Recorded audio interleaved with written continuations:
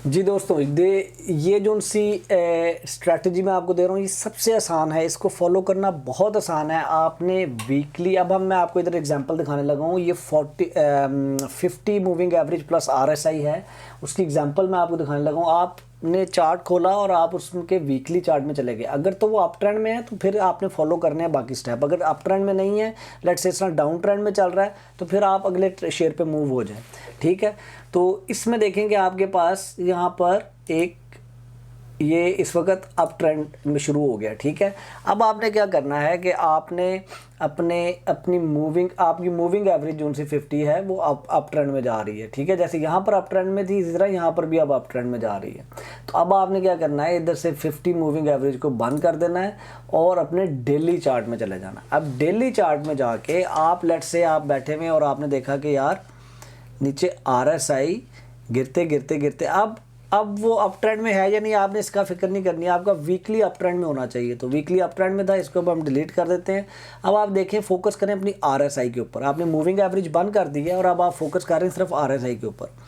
अब आपने वेट करना है। देखिए RSI नीचे गिरी गिरी गिरी और ये 40 पे पहुंच गई है।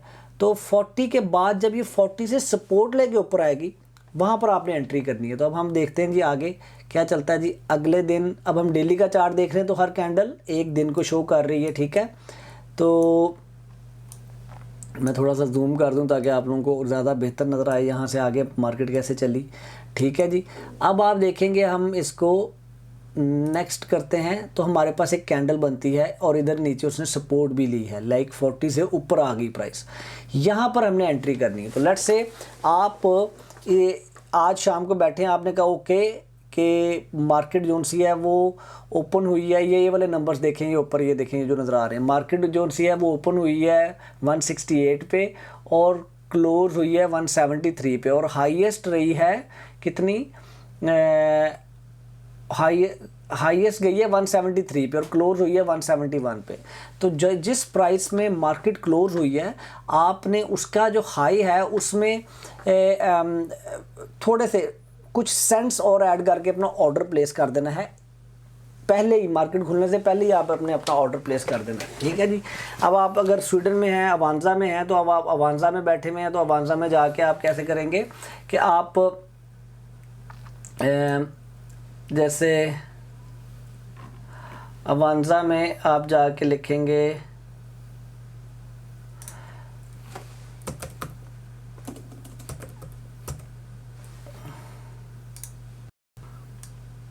ये देखें, ये हमने अवांजा खोल लिया, वही वाला शेयर। और अवांजा में जाके आप लिखेंगे कि जी मैं इसको शॉप होता है बाय करना चाहता हूँ। यहाँ पर जाके आपने क्या लिखा कि ऑर्डर प्लेस कर दो। लेट्स से आप ये भी शाम को आप आए हैं और आपने आके शाम को बैठ के अपना ऑर्डर प्लेस किया। जिस टाइम पे भी आपने ऑर्डर प्लेस किया, एक दिन पहले की ये कैंडल आप देख रहे हैं। ठीक है, आज मार्केट क्लोज हो चुकी हुई है। अब आप देख रहे हैं कि यार ये मार्केट यहाँ पे, तो ये बंद कितने का हुआ, क्लोज हुआ था 171। तो मैं 171.5 पे अपना ऑर्डर लगा देता हूँ। ठीक है, मैं कहता हूँ जी मेरा ये 175 पे 171.5 पे मेरा ऑर्डर प्लेस कर दो। और कितना मैंने ऑर्डर ख़रीदना जी, मैंने, अब हम इसको जाके अब कितने ख़रीदने हैं ये मैं आपको दिखाने लगा हूँ। ठीक है, गौर से देखिएगा। अब हम जाते हैं, हम कहते हैं कि ओके, पिछले इससे जो एक कैंडल पीछे, इस कैंडल का जो लो है, इस कैंडल का जो लो है वो क्या है जी, इस कैंडल के ऊपर लेके जाएंगे तो आपको दिखाएगा इसका जो लो था वो 168.2 था। ठीक है, अब हम जाएंगे अपने कैलकुलेटर में, हम कहेंगे जी कि हमारा जो एंट्री है, मैं कैलकुलेटर वाली शीट खोल लूँ,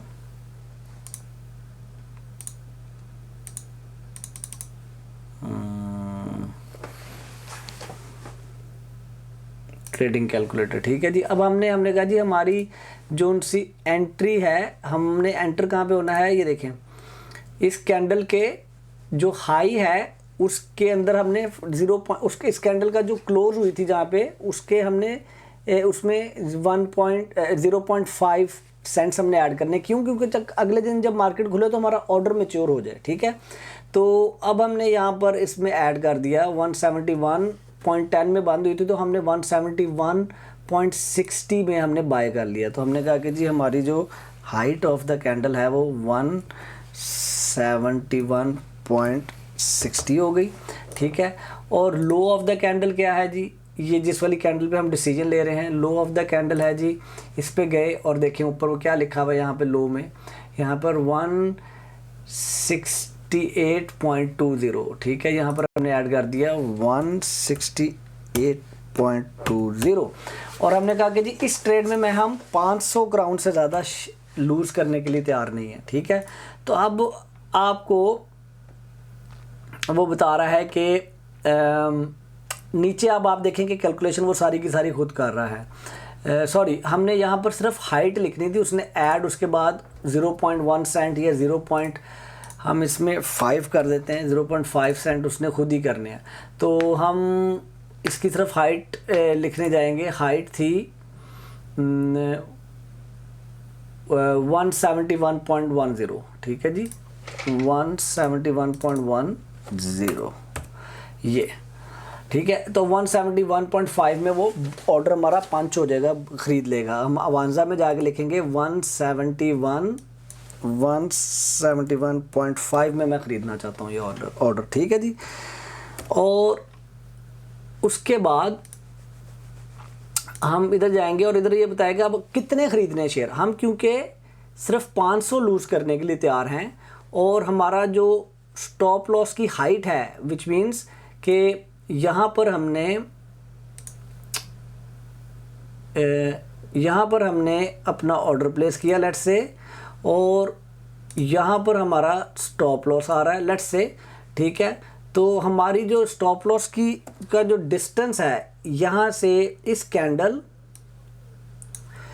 कैंडल और हमारे स्टॉप लॉस का जो डिस्टेंस है उसको स्टॉप लॉस की हाइट बोलते हैं। और वो मैंने इस कैलकुलेटर में आपको कैलकुलेट करके दी हुई है। बेसिकली वो है क्या, वो बेसिकली हमारी जो एंट्री प्राइस है माइनस हमारा जो स्टॉप लॉस जिस प्राइस में हमने सेट किया। अब इस वाली कैंडल के ऊपर स्टॉप लॉस कहाँ पर सेट हो रहा है, ये देखें, लो उसकी जो नीचे वाली विक है वहाँ तक 168.2 यहाँ पर, ये देखें इसका, यहाँ पर भी आप देखेंगे कि ऊपर यहाँ पर नज़र आ रहा होगा 168.2।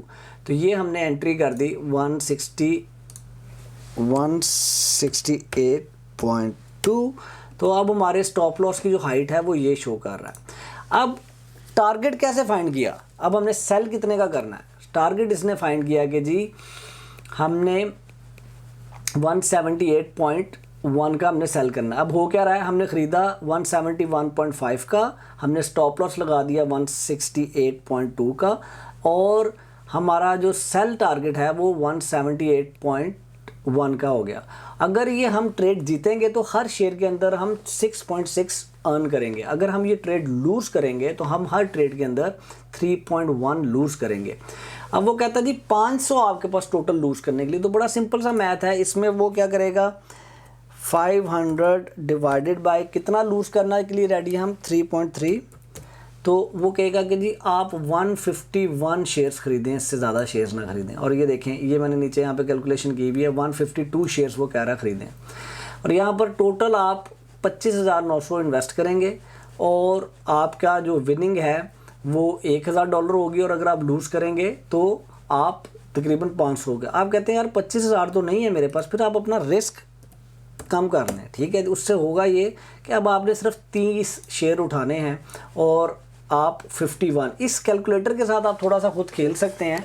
इधर आप देखें, जब भी आप किसी चीज़ को क्लिक करते हैं तो ऊपर ये फार्मूलाज लगे हुए हैं, लेकिन बेसिक आइडिया समझ लें क्या है। बेसिक आइडिया ये है कि आपने बेसिकली जो भी कैंडल जिसके ऊपर RSI ने सपोर्ट ली है, अब यहाँ पर आपने अपना बाय डिसीजन लेना है। और यहाँ पर आपने लेट्स से ये ख़रीदा, जहाँ पर आपने परचेज़ की और ये आपका स्टॉप लॉस लग गया।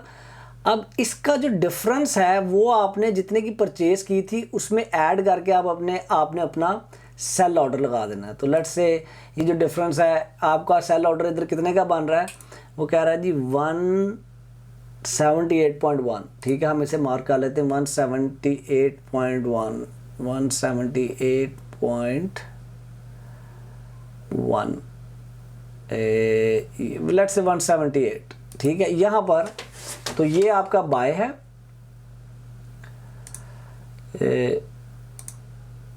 ये आपका बाय है, ठीक है, और ये आपका स्टॉप लॉस है,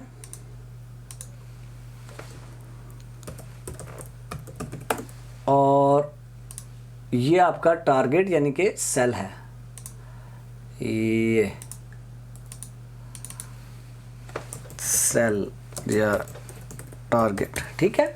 अब आप देखें कि अब हम इस मार्केट को आगे चलाते हैं और हम देखते हैं कि क्या हमारा स्टॉप लॉस पहले हिट होता है या हमें सेल हमारा जाता है। तो हम आगे चलते हैं जी। अगले दिन मार्केट ऊपर गई, फिर अगले दिन मार्केट और ऊपर गई और यहाँ पर हमारा सेल ऑर्डर कंप्लीट हो गया। तो ये वाली ट्रेड हमने जीत ली है, ये वाली ट्रेड हमने जीती है।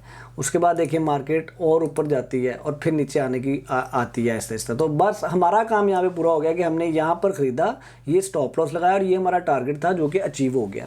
इसी तरह आपको ये बेसिकली एक सिंपल सी मैंने आपको एग्जांपल दी है कि ये मूविंग एवरेज RSI की एक एग्जांपल थी कि कैसे आपने वीकली के अंदर जाके देखना है। अगर मूविंग एवरेज अप ट्रेंड में है तो फिर डेली चार्ट में आके आपने मूविंग एवरेज को बंद कर देना है और देखना है कि जब वो सपोर्ट लेगी RSI से तब आपने एंटर होना है और उसके बाद आपने अपना टारगेट सेट करना है 1 to 2 का। यहाँ पर हमने 1 to 2 का ऐड किया था कि हमारा जो स्टॉप लॉस था उसको हमने मल्टीप्लाई किया 2 के साथ और हमने इधर ऐड कर दिया, तो ये हमारा टारगेट निकला। और वो हमने कहाँ पे कैलकुलेट किया, इस कैलकुलेटर में। ये देखें यहाँ पर अगर मैं मल्टीप्लाई कर रहा हूँ 2 के साथ तो ये 1 to 2 का, अगर इसको मल्टीप्लाई कर देंगे 3 के साथ तो ये 1 to 3 का हो जाएगा। फिर आपका टारगेट जो सा है वो 181 का। देखते हैं 1 to 3 अचीव हुआ है 181, हाँ 181 भी अचीव हुआ था इसमें, लेकिन हमने 1 to 2 का रखा तो भी मोर ऑन सेफ साइड। थोड़ा कम प्रॉफिट कमा लिया लेकिन हम जल्दी ट्रेड में से एग्जिट हो गए। ले यार होपफुली आपको ये एग्जांपल पसंद आई होगी। इसके अलावा आपको एक और एग्जांपल देता हूँ और फिर हम अगली स्ट्रैटेजी पे चलेंगे।